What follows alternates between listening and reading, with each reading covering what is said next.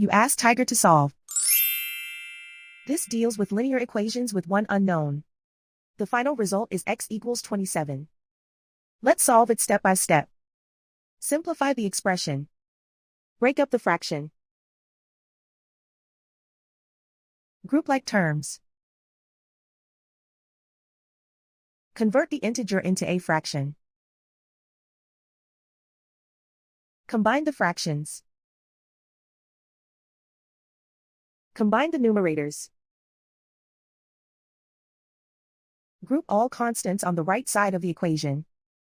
Subtract 229 over 8 from both sides. Combine the fractions. Combine the numerators. Reduce the zero numerator.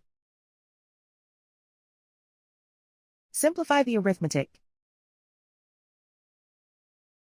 Convert the integer into a fraction. Combine the fractions. Combine the numerators.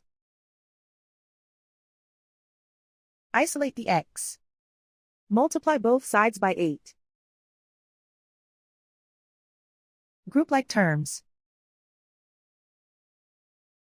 Multiply the coefficients. Simplify the fraction. Multiply the fractions. Simplify the arithmetic. And so the final result is x equals 27.